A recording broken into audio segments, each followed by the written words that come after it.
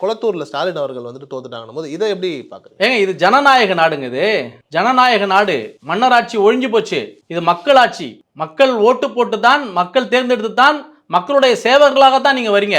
மக்களுடைய சேவகர்கள், மக்களுடைய எஜமானர்கள், மக்களுடைய மன்னன்கள் அல்ல நீங்கள். புரியுதா உங்களுக்கு? ஆனா நீங்க என்ன நினைச்சுக்கிறீங்க?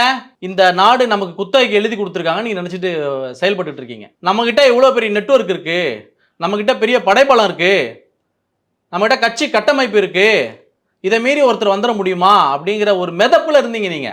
புரியுதா உங்களுக்கு? திராவிட மாடல், திராவிட மாடல் எத்தனை காலத்துக்கு சொல்லிட்டு இருப்பீங்க? இப்படி திராவிட மாடல்னு சொல்றது, இந்த திராவிட கொள்கைகள் எல்லாம் பேசுறது, இதெல்லாம் சரிதான். ஆனா மக்கள் அன்றாட பிரச்சனையில தவிச்சிட்டு இருக்காங்க. நீங்க என்ன வேணா பிரச்சனை பேசுங்க, டீலிமிட்டேஷனு பேசுங்க, மத்திய கல்விக் கொள்கை பத்தி பேசுங்க, புதிய கல்விக் கொள்கை பேசுங்க, மொழி உணர்வு பேசுங்க, மாநிலங்களுடைய சுயாட்சி பேசுங்க, என்ன வேணா பேசுங்க. அதெல்லாம் அப்புறம் சார். அதெல்லாம் முதல்ல மனிதன் காலைல தூங்கி எந்திரிச்சானா அவனுக்கு இன்னைக்கு என்ன வேணும்? இன்னைக்கு உணவு வேணும், இன்னைக்கு இருக்கிற வீடு, அவனுக்கு சுகாதாரம், அவன் கல்வி, அவனுடைய அடிப்படை தேவைகள் நிறைவேறணுங்க. அந்த மாதிரி மக்கள் தான் நிறைய பேர் இருக்கான். அவனை விட்டுட்டு அவனை பணம் கொடுத்து வேலைக்கு வாங்கலாம் நினைச்சா சும்மாவா? அதானே இப்ப நடந்திருக்கு. தாவேகா தலைவர் சொன்ன மாதிரி இந்த பக்கமும் பணம் கொடுப்பான், அந்த பக்கமும் பணம் கொடுப்பான். அதெல்லாம் உங்க பணம் தான், வாங்கிக்கங்க.